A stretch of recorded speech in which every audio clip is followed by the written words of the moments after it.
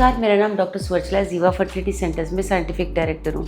अक्सर पेशेंट पूछते हैं डॉक्टर क्या प्रेगनेंसी ट्यूबेक्टमी या वैसेक्टमी के बाद पॉसिबल है, हो सकता है क्या? इसका अगर मैं छोटा सा उत्तर दूँ तो इसका उत्तर है हाँ, पॉसिबल है, लेकिन कुछ चीज़ों पर डिपेंड करता है। उन चीज़ों के बारे में मैं आपको बताऊंगी। सबसे पहले ट्यूबेक्टमी और वैसेक्टमी है क्या? ट्यूबेक्टमी एक सर्जिकल फीमेल स्टेरिलाइजेशन है जहाँ पे ट्यूब्स को बांध दिया जाता है या काट दिया जाता है, जिसकी वजह से एग और स्पर्म मिल नहीं पाते और प्रेगनेंसी अवॉइड कर सकते हैं आप।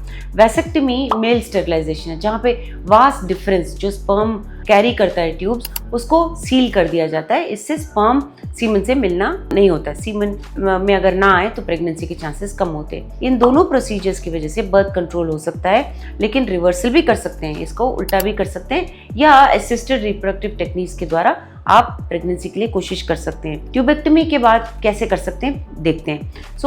ट्यूबेक्टमी के बाद नेचुरल कंसेप्शन, नेचुरली प्रेग्नेंट होना बहुत मुश्किल है, क्योंकि जो रास्ता है अंडे तक स्पर्म के पहुंचने का वो ब्लॉक कर दिया है हमने, और जो एम्ब्रियो है वो यूट्रस तक आने का वो हमने बांध दिया है या काट दिया है, तो ये पॉसिबल नहीं है। इसलिए दो ऑप्शन होते हैं आपको फिर से प्रेगनेंसी अगर आपको कोशिश करनी है। ट्यूबल रिकैनालाइजेशन, जिसे ट्यूबेक्टमी रिवर्सल कहा जाता है, एक छोटा सा प्रोसीजर है जहाँ पे इन ट्यूब्स को जोड़ा जाता है, लेकिन सक्सेस बहुत सारे फैक्टर्स पे डिपेंड करते हैं। लेंथ कितना है ट्यूब का बचा हुआ, एज क्या है, और कितने साल हो गए आपको सर्जरी करा के। प्रेगनेंसी रेट्स रिवर्सल के बाद 30 से 70% होते हैं आइडियल केसेस में, अगर बहुत अच्छा केस रहा तो। लेकिन आईवीएफ से सक्सेस रेट बहुत अच्छा होता है, क्योंकि ये सबसे सक्सेसफुल और प्रिफर्ड मेथड है।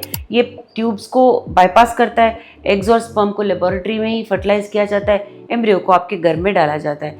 ये 35 के बाद उम्र वाली महिलाओं के लिए, स्पेशली डैमेज ट्यूब्स हो या रिवर्सल अगर ठीक ना हो सके, तो ये ऑप्शन दिया जाता है। वैसेक्टमी के बाद कैसे प्रेगनेंसी हो सके?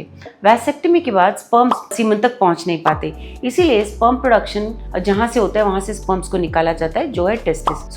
कपल्स के बाद दो चॉइसेस होते हैं, वैसेक्टमी रिवर्सल, जिसे वैसोस्टमी कहा जाता है। ये एक डेलिकेट प्रोसीजर है, सर्जरी है, जहाँ पे वास्ट डिफरेंस को रिकनेक्ट किया जाता है। बेस्ट रिजल्ट्स 10 ईयर्स के अंदर होते हैं इस वैसेक्टमी के बाद अगर इसको रिवर्सल किया जाए। आपको सक्सेस जो है सर्जिकल स्किल पे, पुरुष के एज पे, एंटीस्पर्म एंटीबॉडीज कितने हैं उस पे डिपेंड होता है। अगर ये कामयाब ना रहा तो सर्जिकल स्पर्म रिमूवल किया जाता है, जैसे टीसा पीसा हो गया, जहाँ पे स्पर्म्स टेस्टिस से निकाले जाते हैं और इक्सी के लिए यूज किए जाते हैं। इक्सी यानी इंट्रासाइटोप्लाज्मिक स्पर्म इंजेक्शन, जहाँ पे स्पर्म को अंडे के अंदर डाला जाता है। ये एक अद्भुत ऑप्शन है, जो रिवर्सल अगर ना कर पाए तो ऐसे अवसर पर इसे ऑप्शन की तरह पेश किया जाता है। हाँ, प्रेगनेंसी पॉसिबल है ट्यूबेक्टमी के बाद या वैसेक्टमी के बाद, लेकिन ठीक से प्लान करना चाहिए और फर्टिलिटी केयर में ही कराइए। ये जो रिवर्सल सर्जरीज हैं या आईवीएफ टेक्निक्स है, ये रिप्रोडक्टिव मेडिसिन के एक्सेलेंट टूल्स हैं, यानी कि आपको जो ऑप्शंस हैं अभी अवेलेबल,